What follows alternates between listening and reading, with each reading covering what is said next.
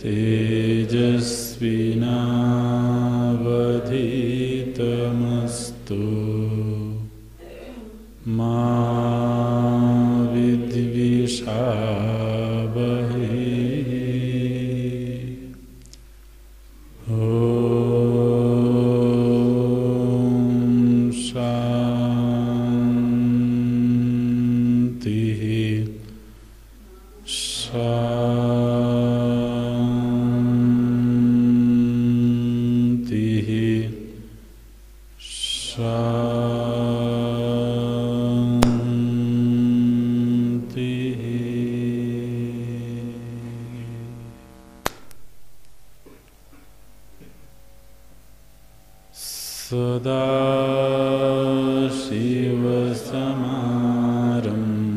सदाशिवसमारम्भाम् शङ्कराचार्यमध्यमाम्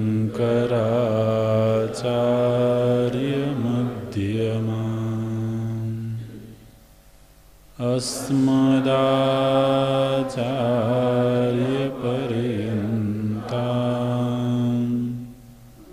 वन्दे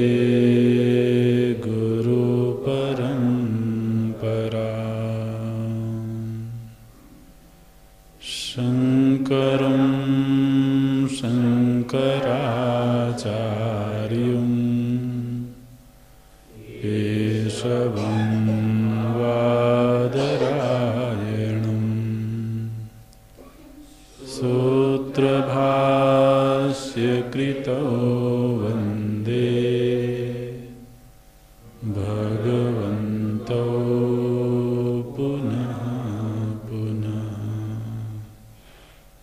भगवन्तो पुनः पुनः। अखण्डं सच्चिदानन्दम् अवाङ्मनसगोचरम् आत्मानम् अखिलाधारम् आश्रयेभीष्टसिद्धये अर्थतोऽप्यद्वयानन्दान् अतीतद्वैतभानता गुरुनाराध्य वेदान्त सारं वक्ष्ये यथामति सारं वक्ष्ये यथामति।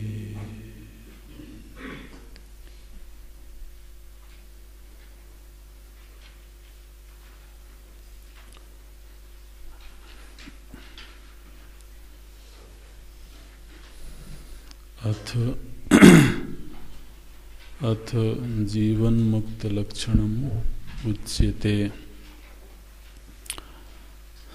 जीवन मुक्तो नाम स्वस्वरूप अखंड ब्रह्म ज्ञानेन तद अज्ञान बाधन द्वारा स्वस्वरूप अखंड ब्रह्मणि साक्षात्कृते अज्ञान तत्कार्य संचित कर्म संशय विपर्ययादीनाम अपि बाधितत्वात् अखिल बंधरहितः ब्रह्मनिष्ठः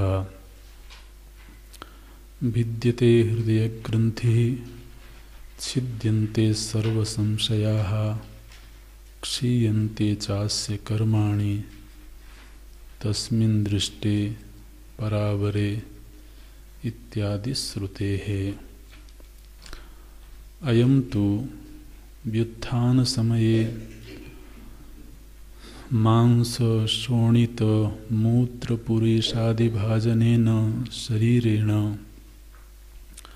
आंध्य मांद्य अपटुत्वादि भाजनेन इंद्रियग्रामेण अशनाया पिपासा शोक मोहादि भाजनेन अंतःकरणेन च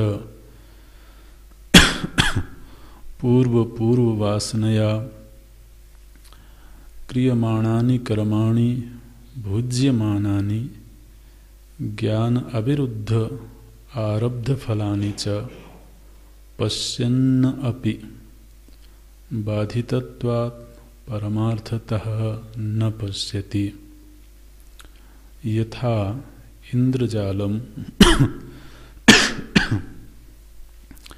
इदम इति ज्ञानवान तद इंद्रजालम पश्यन्न अपि परमार्थम इदम इति न पश्यति।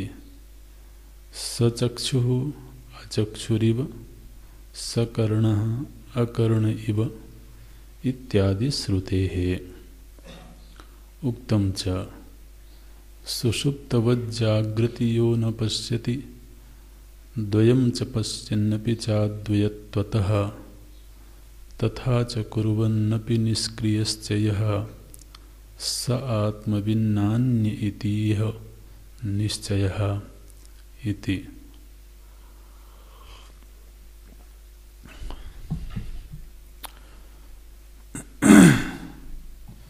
जीवन मुक्त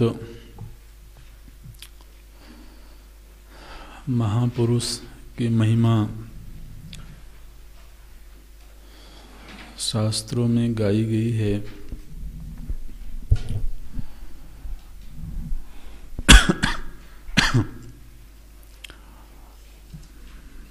जब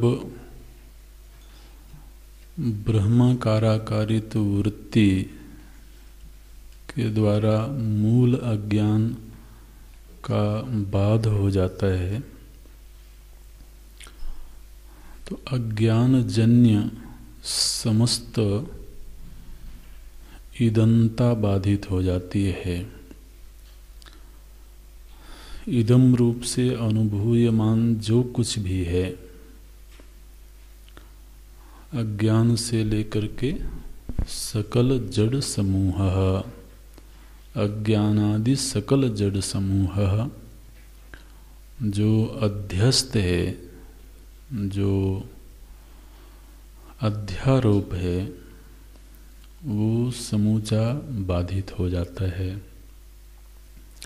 बाधित हो जाना माने वो प्रतीति मात्र है, वो सत्य नहीं है, ऐसा निश्चय हो जाना। कोई किसी काल में सत्यवत मालूम पड़े, कालांतर में यथार्थ का ज्ञान होने पर उसके मिथ्यात्व का निश्चय हो जाए, इसको बाध बोलते हैं। तो जैसे किसी समय पर नीलिमा हमको सत्य मालूम पड़ती थी, लेकिन धीरे धीरे जब समझ बढ़ी तो ये समझ आया कि ऊपर कोई नीला आवरण नहीं है। बचपन में तो यही लगता है कि ऊपर कोई आकाश है जो नीले रंग का है और जिसने इस पूरी धरती को ढक रखा है एक आवरण की तरह से। और ये निश्चित रूप से कहीं पृथ्वी से जाकर के मिलता भी होगा। इस तरह की वृत्ति होती है बचपन में। लेकिन फिर धीरे धीरे समझ बढ़ी तो ये समझ आया कि ऊपर कोई नीली वस्तु नहीं है, ये नीलिमा प्रतीति मात्र है। तो क्या हुआ, नीलिमा का दिखना बंद हो गया क्या? दिखती है, लेकिन हमको मालूम है कि वो नहीं है।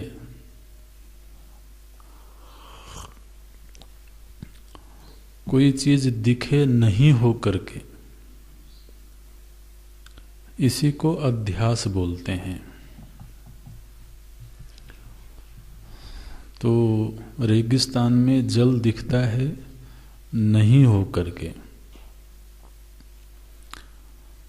इसी तरह से उस महापुरुष को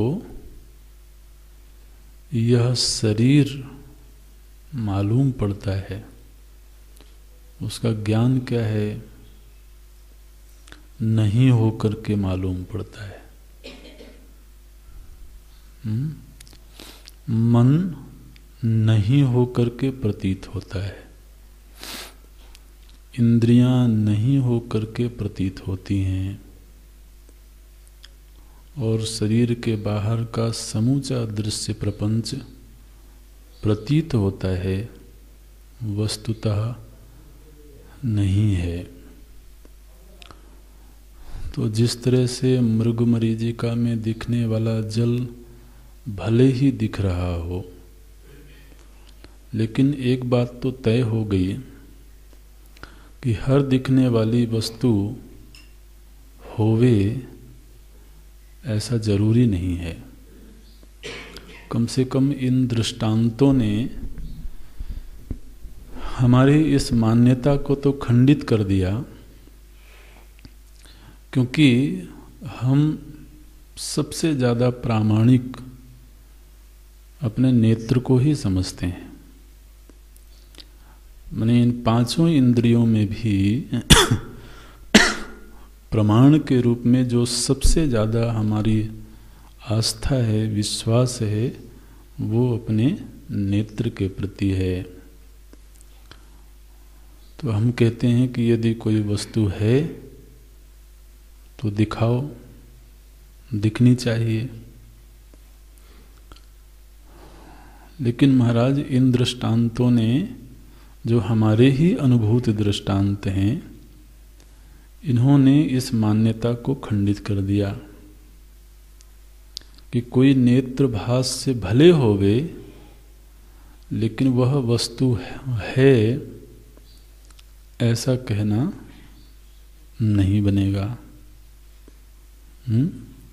यदि नेत्र भास से हर वस्तु है ऐसा सिद्ध किया जाए, तो फिर मृग मरीचिका में जल तो दिख रहा है, तो होना चाहिए। तो नेत्र की प्रामाणिकता तो कम से कम खंडित हो ही गई। और दूसरी, हर दिखने वाली चीज, हर प्रतीत होने वाली चीज वस्तुतः है, यह मान्यता भी खंडित हो गई। तो ये ऐसे दृष्टांत हैं जो उस महापुरुष की दृष्टि को थोड़ा सा परिचय करवा सकते हैं।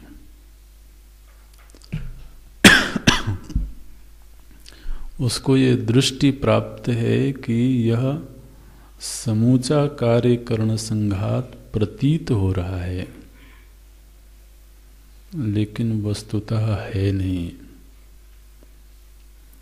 बड़ी अद्भुत दृष्टि होगी वो,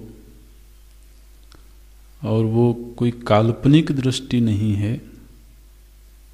हमारे जो आचार्य हैं, परम आचार्य हैं, बहुत विद्वान हैं, बहुत प्रज्ञावान हैं, वो किसी काल्पनिक बात में रमते नहीं हैं। तो उनको ऐसा ही दिखता है, और जो दिखता है उसी का अनुवचन करते हैं। तो जीवन मुक्त कौन है?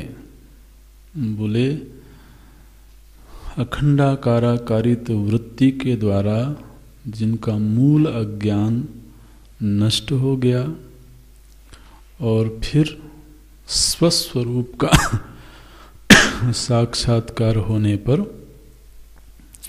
अज्ञान पूर्व कृत कर्म, संशय और विपर्य, ये सब के सब बाधित हो गए। यही चार चीजें हैं जो बंधन का हेतु बनती हैं। मूल रूप से तो अज्ञान है, लोग कहते हैं मन बंधन का कारण है, लेकिन मन तो अज्ञान से उत्पन्न हुआ है। तो मूल बंधन तो अज्ञान ही है। इसलिए मूल के निवारण से फिर उससे उत्पन्न समस्त का निवारण स्वतः हो जाता है। तो जब इन सब का बाध हो गया तो जो अहम की सत्ता है, जिसको हम अहम के रूप में, मैं के रूप में अनुभव कर रहे हैं, वह आज के दिन घिरी हुई मालूम पड़ती है। अपना जो अस्तित्व है, अपना होना है, अपने होने का जो एहसास है, वह एहसास एक देश में, एक काल में और एक वस्तु में मालूम पड़ता है। लेकिन जब इस अस्तित्व को सीमित करने वाले कारक असत रूप हो गए तो अस्तित्व असीम है, यह उसको ज्ञान हो गया। तो इसके लिए जो दृष्टांत दिए जाते हैं, तो आपने सीरियल में भी देखा होगा कि कोई ऊंट चालक है, तो वो ऊंट को रोज रस्सी में बांधता है ना। तो ऊंट को आदत पड़ गई है कि ऐसे बांधा जाता है। एक दिन रस्सी गायब थी, तो किसी जानकार ने कहा कि भैया आज भी बांधो ऊंट को, रस्सी है नहीं, कैसे बांधूं? तो उसने कहा कि जिस तरह से तुम हाथ घुमाते थे वैसे हाथ घुमाओ, उसको यही लगेगा कि मुझे बांधा जा रहा है। और महाराज वो बंध गया, बिना रस्सी के बंध गया। और फिर वो तब तक खोल नहीं सकता है जब तक वो न खोले, हालांकि वो पहले से ही मुक्त है। ठीक है ना? वो पहले से ही बंधा हुआ नहीं है, लेकिन एक काल्पनिक बंधन ने महाराज उसको बांध रखा है। जिस अखंड अस्तित्व को कोई शरीर, मन आदि सीमित नहीं कर सकते हैं, घट की दीवारें कभी भी आकाश को सीमित नहीं कर सकती हैं, लेकिन घट के भीतर जो आकाश है उसको ये भ्रांति हो गई, ये भ्रम हो गया कि इन दीवारों ने मुझे घेर लिया। जिस समय उसको ऐसा लगता है, उस समय भी वह घिरा हुआ नहीं है। इसको बोलते हैं नित्य शुद्ध बुद्ध मुक्त स्वभाव। आज के दिन हमको ऐसा लगता है कि इस शरीर ने मुझे घेरा हुआ है, इस मन ने, मेरे अपने हुए किए हुए कर्मों ने, कर्मजन्य संबंधों ने। लोग कहते हैं महाराज इस माया ने घेर रखा है। जरा माया से भी पूछ लो एक बार कि वाकई में उसने घेरा हुआ है क्या, उसकी ऐसी कोई मंशा है क्या? तो माया छाया कुछ नहीं है, वो केवल अपने मन की जो आसक्तियां हैं, अपने मन की कमजोरियां हैं, उन कमजोरियों को एक जामा पहनाने की कोशिश है कि परिवार ने घेरा है, माया ने घेरा है। तो वो जो अखंड अस्तित्व है महाराज, जब ध्यान जाता है और ध्यान जाएगा तभी ये बातें समझ में आएंगी। जो चेतन तत्व है उसको कोई कैसे घेर सकता है? चेतन ऐसी वस्तु नहीं है जिसको घेरा जा सके। हमेशा सीमित उसको किया जा सकता है जो सावयव हो, जो स्थूल हो। आकाश को तो घेरना संभव नहीं है, वायु को ही घेर करके दिखाइए। जो जितना सूक्ष्म है वह उतना ही किसी सीमा में नहीं रह सकता है। वो चैतन्य तत्व तो आकाश से भी ज़्यादा सूक्ष्म है। लेकिन आप देखिए कैसी भ्रांति है आज के दिन कि हमें मालूम पड़ता है कि मैं केवल इसी शरीर में हूँ, और हमारे पास जो मन है वह मन महाराज बिल्कुल प्रधान जी बन के बैठा हुआ है। तो आप सोचिए कि उस महापुरुष की कैसी अनुभूति होती होगी जब उसको यह बात मालूम हो जाए कि यह जो घट की दीवार हैं इन्होंने मुझे कभी नहीं घेरा था। हाँ, किसी समय भ्रांति अवश्य हो गई थी। तो भ्रांति जन्य जो संबंध है उसका निवारण ज्ञान से हो गया।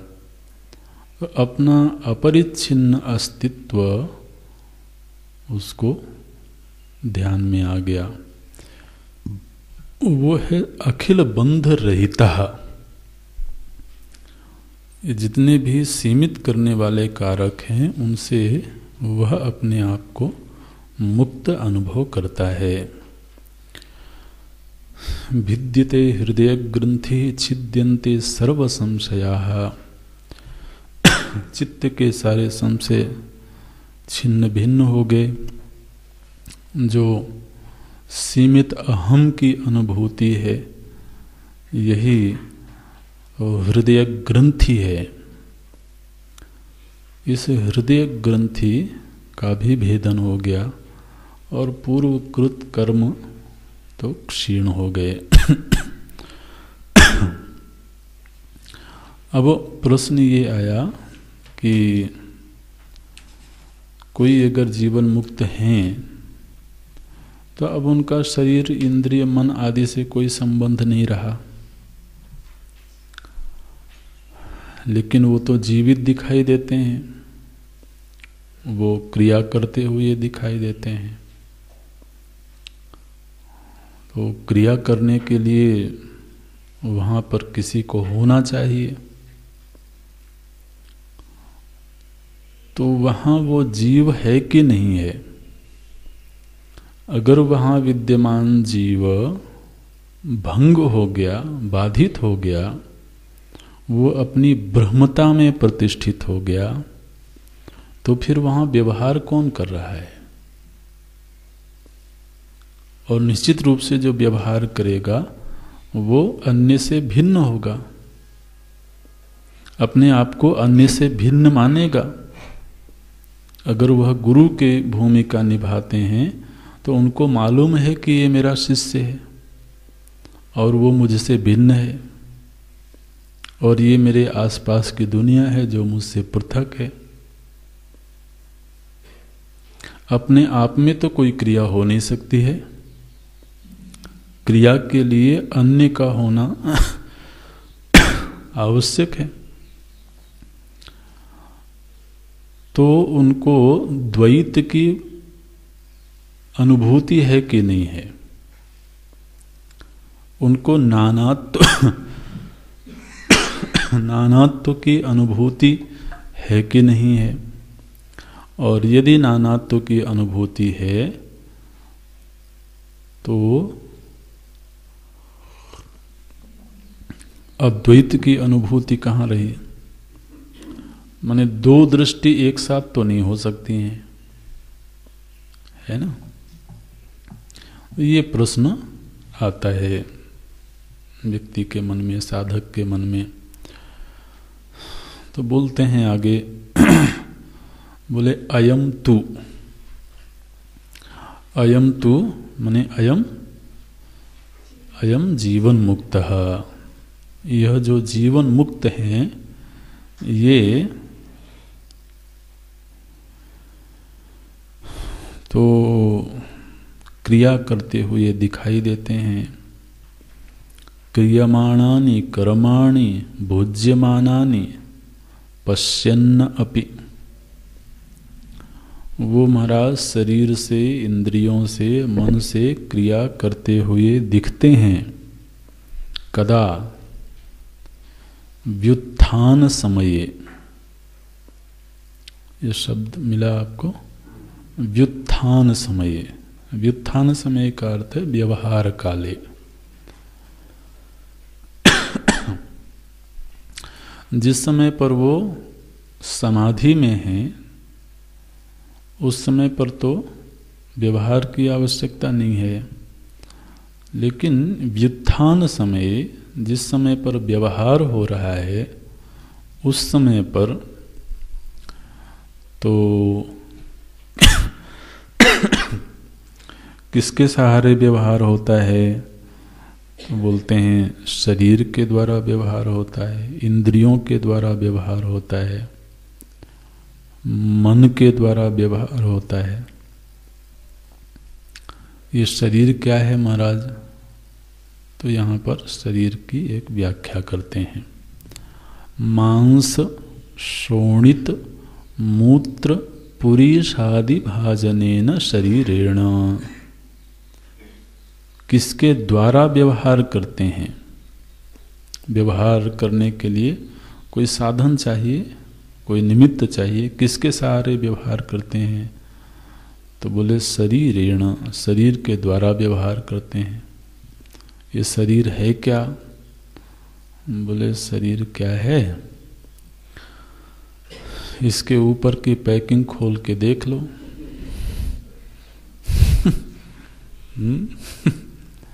जब तक केवल बाहर की पैकिंग दिखती है तब तक तो बड़ा खूबसूरत मालूम पड़ता है, लेकिन जरा पतली सी जो परत है उसी को हटा के देख लो, क्या मिलेगा?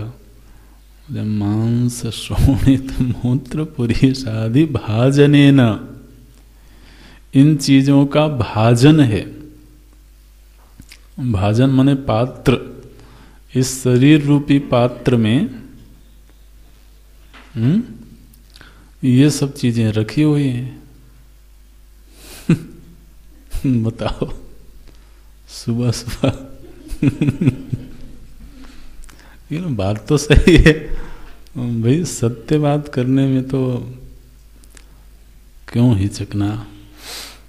तो शरीर एक पात्र है महाराज, भाजन है। इस पात्र में क्या रखा हुआ? बोले इसमें मांस रखा हुआ है, रुधिर रखा हुआ, शोणित माने रक्त, और मूत्र पुरीषादि भाजनेन शरीरेण। ऐसा तो ये शरीर है जिससे इतनी ममता किए बैठे हो,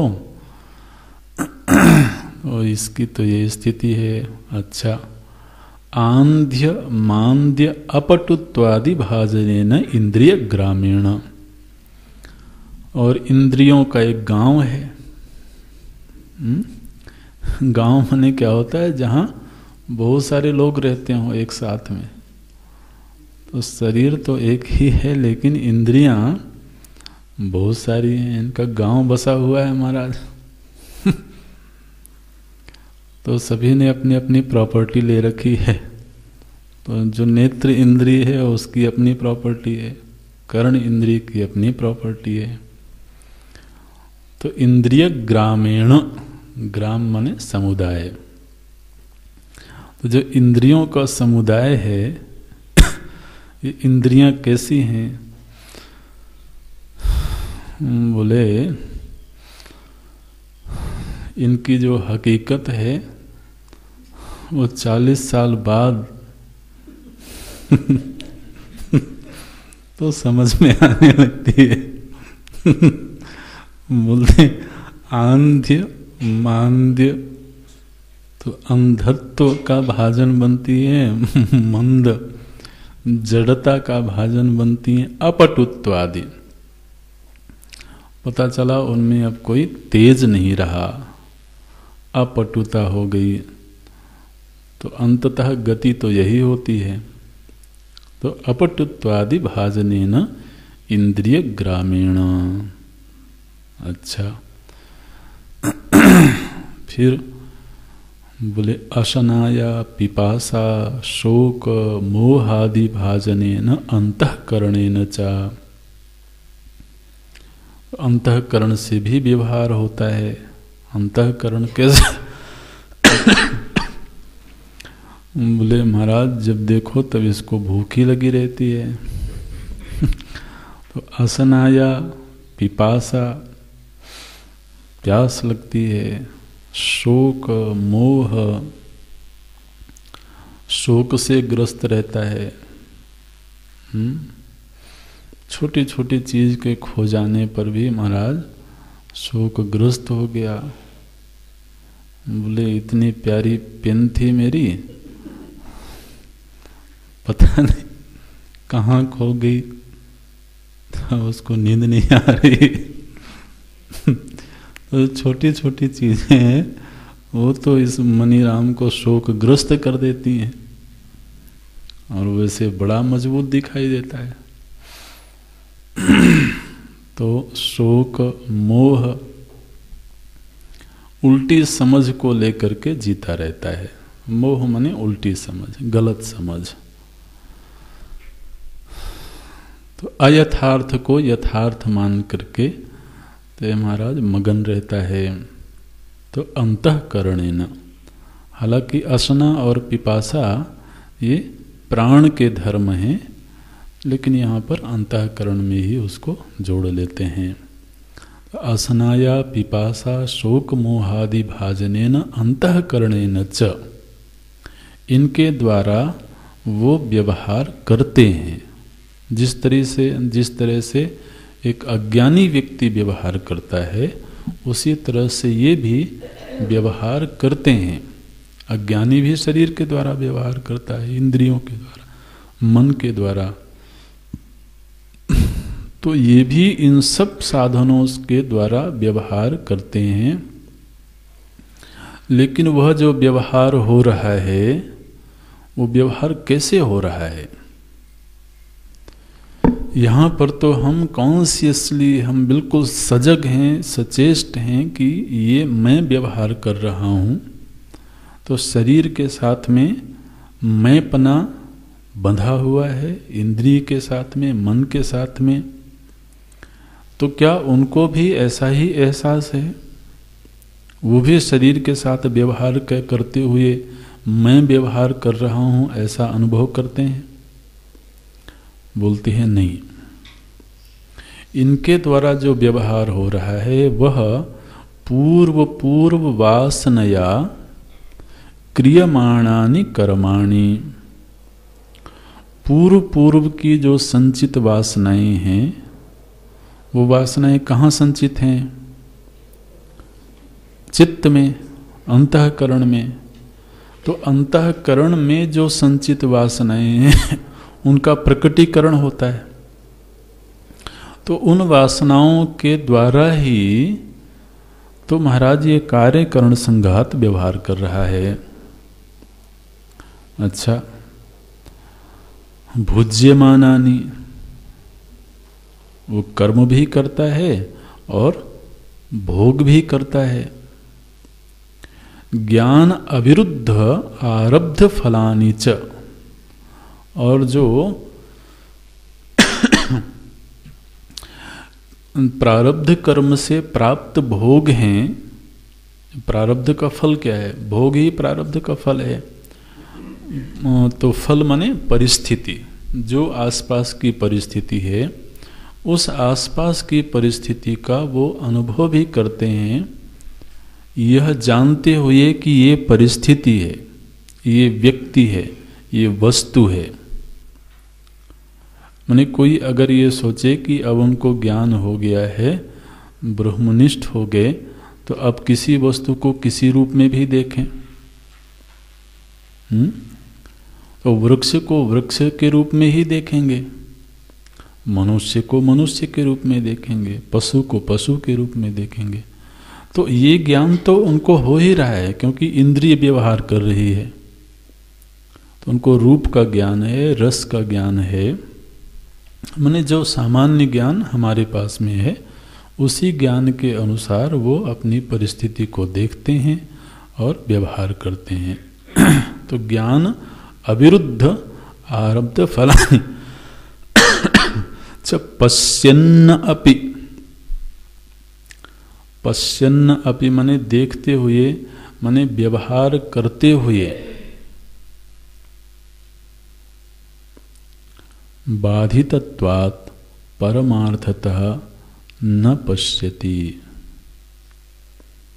ये एक बड़ी विलक्षण स्थिति है कि जहाँ पर वो सारा का सारा व्यवहार हमारी ही तरह करते हैं, एक अज्ञानी की ही भांति करते हैं। मने भाई देखिए, कोई महापुरुष हैं जो मानो कि दक्षिण भारत का शरीर है, तो अब उनका जो खान पान है वो उसी तरह का होगा। तो बोले कि जब तक अज्ञानी थे तब तक तो दक्षिण भारतीय भोजन पसंद करते थे, और अब बोले अब तो सब कुछ पसंद करते हैं। ऐसे नहीं, क्योंकि यह जो पसंद नापसंद है ये आत्मा में नहीं है, ये तो संस्कार में है, और संस्कार चित्त में है, और चित्त व्यवहार कर रहा है प्रारब्ध की वजह से। ठीक है ना? तो प्रारब्ध कर्म की जब तक स्थिति है तब तक शरीर भी, इंद्रियां भी, मन भी ये व्यवहार कर रहे हैं। तो मन में जो भी पूर्व पूर्व के संचित संस्कार हैं उन्हीं संस्कारों का अनुवर्तन होता है। एक शब्द वेदांत में है अनुवर्तन, इस ग्रंथ में भी आगे आ जाएगा। अनुवर्तन, अनुवर्तन माने क्या होता है? पूर्व के जो भी संस्कार हैं उन्हीं की अनुवृत्ति होती है। तो लेकिन इसमें ध्यान देने की बात यह है कि संस्कारों की अनुवृत्ति पूर्वक क्रियाकलाप हो रहे हैं, लेकिन ये सारे के सारे क्रियाकलाप उनकी दृष्टि में ठीक वैसे ही हैं जैसे स्वप्न काल में स्वप्न देखते हुए, स्वप्न जगत में व्यवहार करते हुए वो जाग जाए और उसको इस बात का एहसास होवे कि सारा व्यवहार हो रहा है कुछ भी नहीं होते हुए भी।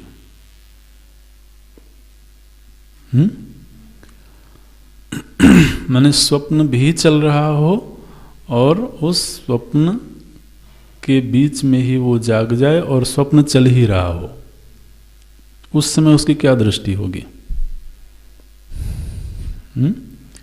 सारा कुछ व्यवहार हो रहा है, लेकिन परमार्थतः कुछ नहीं है। इसको बोलते हैं पश्यन्न अपि। बाह्य जगत को देखते हुए भी, बाह्य जगत के साथ व्यवहार करते हुए भी बाधितत्वात्, चूंकि यह सारा ही कार्यकरण संघात बाधित हो चुका है, असद रूप हो चुका है, इसलिए परमार्थतः न पश्यति। परमार्थतः न पश्यति माने परमार्थतः उसको इसमें कोई सत्यता नहीं मालूम पड़ती है। माने वो अपने स्वरूप में भी है और इन सब के द्वारा व्यवहार भी हो रहा है, ये स्थिति है।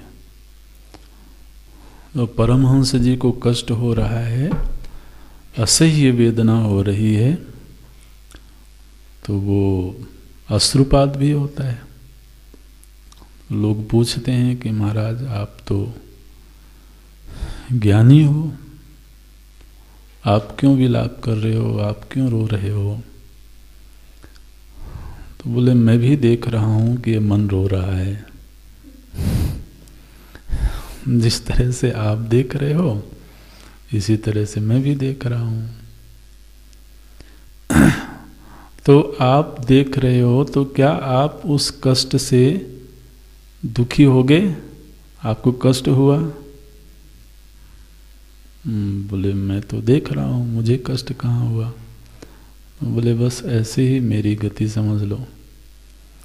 मैं भी देख तो रहा हूं ये कार्यकरण संघात में ये सब घटना घट रही है, लेकिन मैं उससे निष्प्रभावी हूं।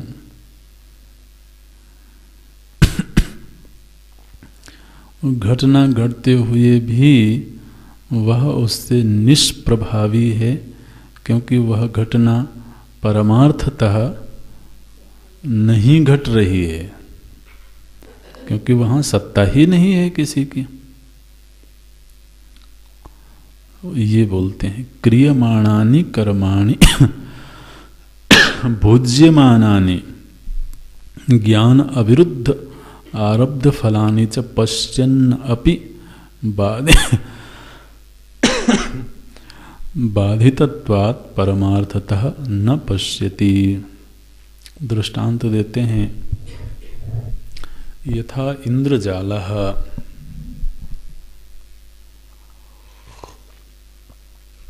तो जो इंद्रजाल है, आप में से शायद कुछ लोगों ने देखा हो इंद्रजाल। तो इंद्रजाल है महाराज, वो ऐसे ऐसे खेल दिखाते हैं, ऐसे ऐसे जादू दिखाते हैं। एक झूठ मूठ की रस्सी को ऊपर फेंक दिया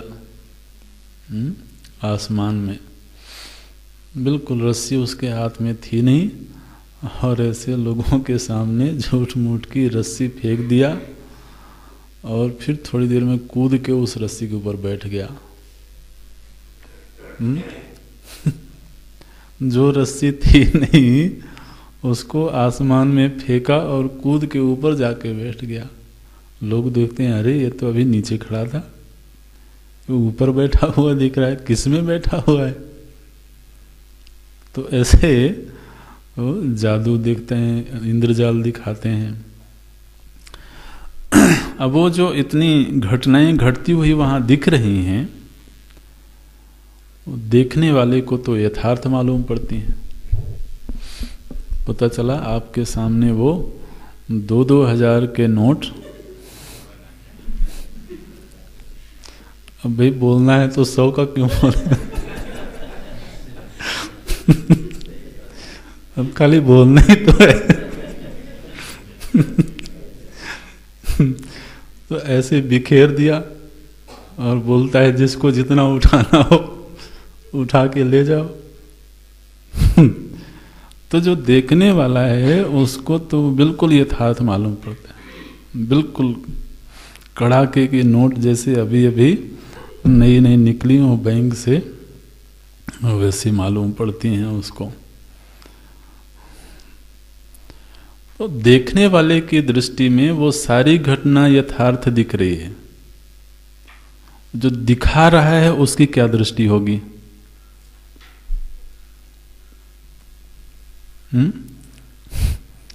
जो दिखा रहा है वह देखते हुए भी जानता है कि ये बड़ा ज्ञानी है महाराज।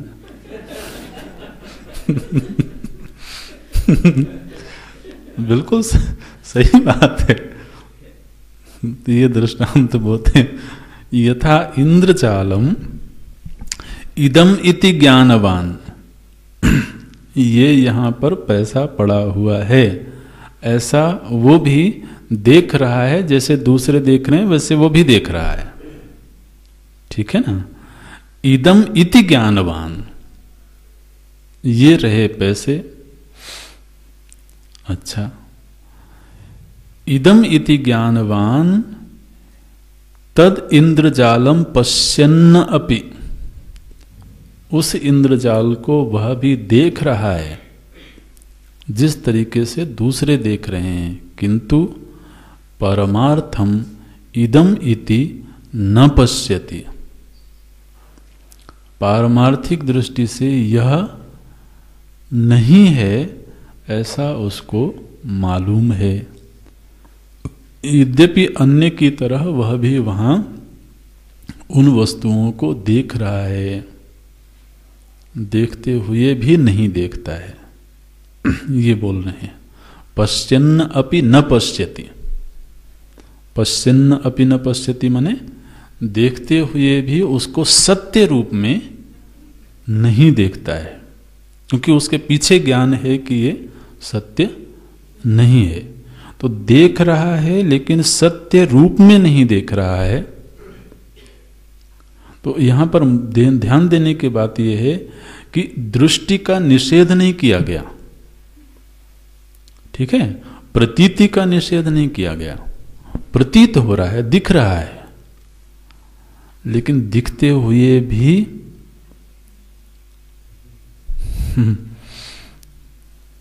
नहीं देख रहा है, क्योंकि देखे तो उसको जो होवे। तो न पश्यति मने तो जब उसको मालूम है कि यहां है ही नहीं, तो देखते हुए भी नहीं देखता, ऐसा वक्तव्य बनाया गया। और इसको तो जो दूसरे दृष्टांत हैं उनके सहारे भी समझा जा सकता है। तो जैसे मृगमरीचिका, पश्यन्न अपि न पश्यति, पश्यन्न अपि जलम न पश्यति। देखते हुए भी वहां पर उसके मन में जल बुद्धि अब नहीं है। यद्यपि नेत्र वहां पर जल की प्रतीति करवा रहे हैं, लेकिन नेत्र के पीछे जो नेत्र है वो नहीं देखता है उसको जल के रूप में। यथा इंद्रजालम इदम इति ज्ञानवान तद इंद्रजालम पश्यन्न अपि परमार्थम इदम इति न पश्यति। ठीक इसी तरह से आप देखिए कि महापुरुष की कैसी दृष्टि है। शरीरम इदम इति, मन इदम इति, इंद्रियाणि, इंद्रियां भी हैं, मन भी है। पश्यन्न अपि, वो इनके क्रियाकलापों को देख रहे हैं, किंतु न पश्यति, सत्यत्वेन न पश्यति। सचक्षु अचक्षु इव सकर्ण अकर्ण इव।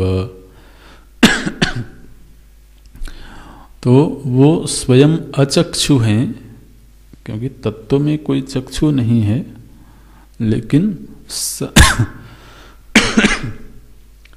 इंद्रियवान से मालूम पड़ते हैं। सकर्ण अकर्ण इव, वो स्वयं अकर्ण है लेकिन कर्णवान मालूम पड़ते हैं। माने जो स्वयं दृंग मात्र है, जो स्वयं चेतन मात्र है, वो महाराज दृष्टा देखता हुआ मालूम पड़ता है। जो स्वयं ज्ञान मात्र वह सुनता हुआ मालूम पड़ता है। हमारी दृष्टि में लगता है कि वो सुन रहे हैं, और वहाँ अंतःकरण के द्वारा वो क्रिया हो भी रही है, लेकिन वो अपने निज दृष्टि में वो केवल अपने स्वरूप में है। वो सचक्षु अचक्षु इव सकर्ण अकर्ण इव इत्यादि श्रुते है, ऐसा श्रुति में वाक्य आता है। और एक श्लोक उद्धृत करते हैं उपदेश साहस्री से, बोलते हैं, इसका अन्वय करते हुए पढ़ना तो समझ में आएगा। यह अद्वयत्वः, यह अद्वयत्वः जागृति द्वयं पश्यन्नपि, ये शब्द आपको मिल रहे होंगे, आप अन्वय चाहें तो लिख भी लेंगे क्योंकि पढ़ना फिर आसान हो जाएगा। यह अद्वयत्वः जागृति द्वयं पश्यन्नपि सुषुप्तवत् न पश्यति। बना? यह अद्वयत्वः जागृति द्वयं पश्यन्नपि सुषुप्तवत् न पश्यति तथा च कुर्वन्नपि यह निष्क्रियः सह आत्मवित् अन्यः न इति इह निश्चयः।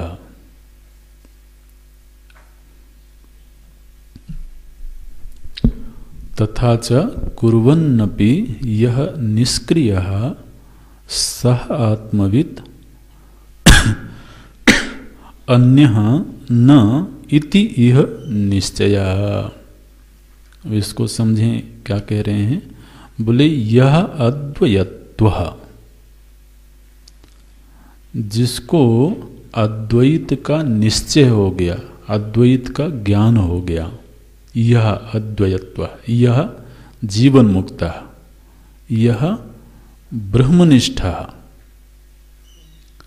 यह अद्वयत्व, जिसको अद्वैत तत्व का निश्चय हो गया, निष्ठा हो गई।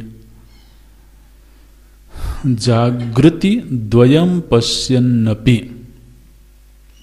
वो जागृत अवस्था में द्वैत को देखते हैं। जिस समय चित्त की जागृत अवस्था है उस समय वो द्वैत का दर्शन करते हैं। द्वैत माने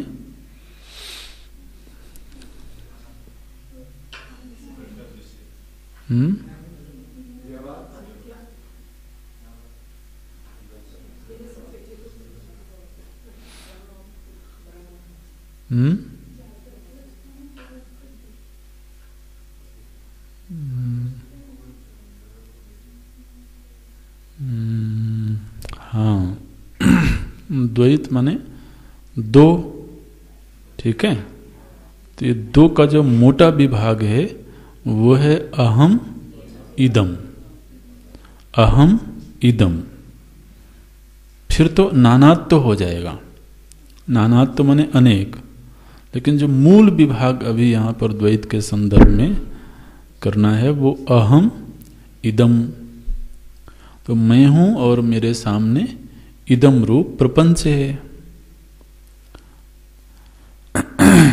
तो इस तरह से द्वैत देखते हैं। अद्वैत दृष्टि क्या है?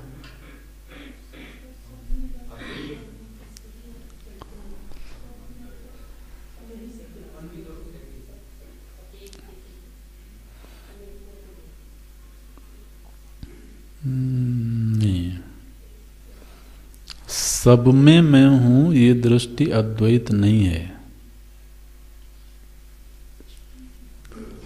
क्योंकि आपने सब को तो स्वीकार किया है।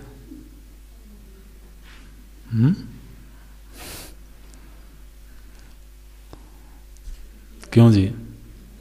सब है और उस सब में मैं हूं। अगर आप ऐसा कहते हैं तो ये अद्वैत दृष्टि बिल्कुल नहीं है। ये सब शब्द का प्रयोग ही नहीं है वहां पर, ठीक है। और वास्तव में तो ये जो अहम जिसको कहते हैं ना, ये अहम भी वो तादात्म्यों की वजह से है। अहम अहम शब्द को बोला जाता है। तो इदम भी सापेक्ष है और अहम भी सापेक्ष है। तो अखंड अस्तित्व मात्र, निश्चित रूप से वो अहम रूप ही है, वो इदम नहीं हो सकता है। लेकिन वो अनिदम है। अहम भी नहीं कहें, इदम भी नहीं कहें, अनिदम। तो एक अखंड अस्तित्व मात्र, जिसका और कोई दूसरा नहीं है, वो अद्वैत दृष्टि है। जब हमें कहते हैं सब में वो है, तो यहां महाराज सब का निषेध नहीं किया गया। सब की दृष्टि बनी हुई है। अद्वैत दृष्टि में सब शब्द का प्रयोग ही नहीं है, एक मात्र तत्व है। तो द्वैतम जागृति द्वयम पश्यन्न अपि, जागृत अवस्था में मैं हूं और मेरे सामने एक जगत है जिसके साथ मैं व्यवहार कर रहा हूं, ऐसा देखते हुए भी सुषुप्तवत न पश्यति। सुसुप्ति अवस्था की भांति वह कुछ भी नहीं देखता है। अच्छा, तथा च कुर्वन्नपि, वह इंद्रियों के द्वारा, कर्म इंद्रियों के द्वारा, कुर्वन्न अपि, कर्म करते हुए भी, यह निष्क्रिय, कुछ नहीं करता है। जिसकी ऐसी स्थिति है, सह आत्मवित्, वो आत्मवित् है। अन्यः न, और महाराज निषेध भी कर दिए, बोले जिसकी ऐसी स्थिति नहीं है अभी, वो आत्मवित् नहीं है।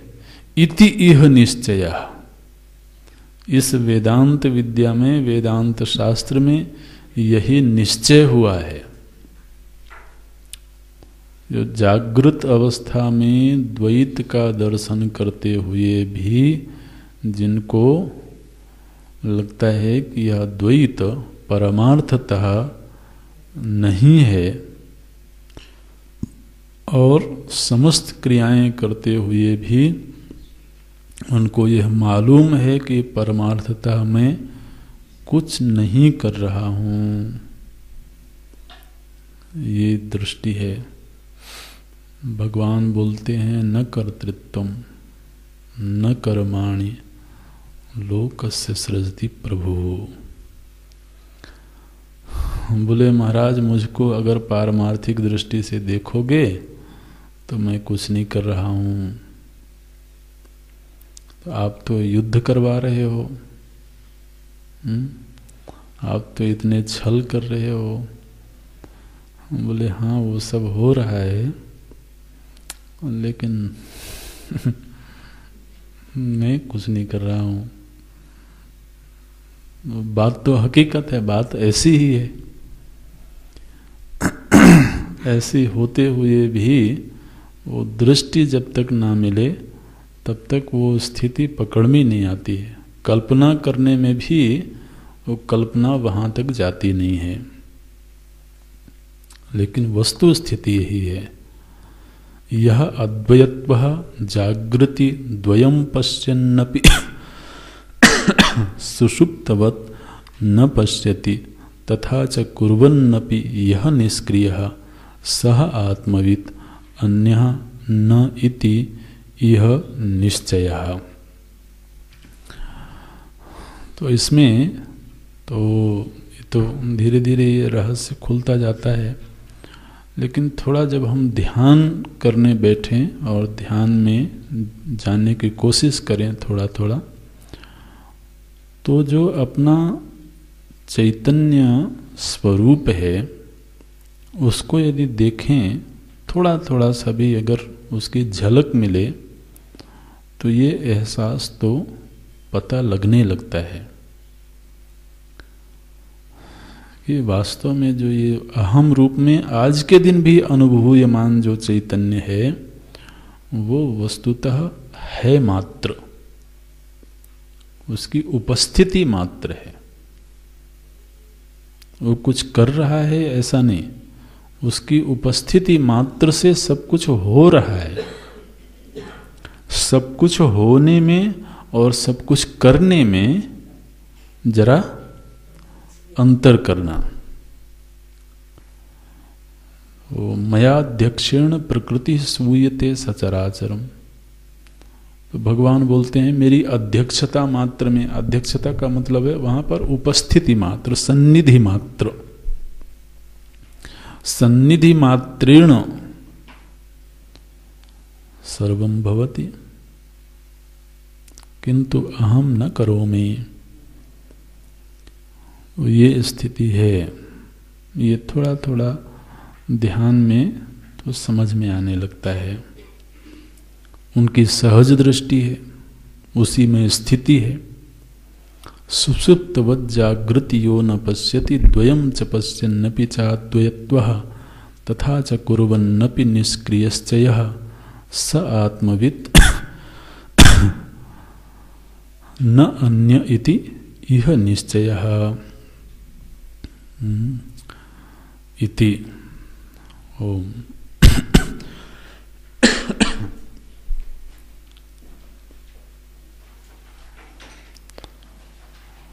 ॐ पूर्णमदः पूर्णमिदं पूर्णात् पूर्णमुदच्यते पूर्णस्य पूर्णमादाय पूर्णमेवा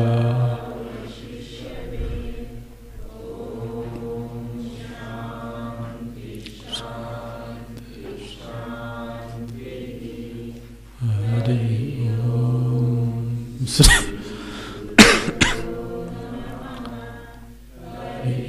ओम।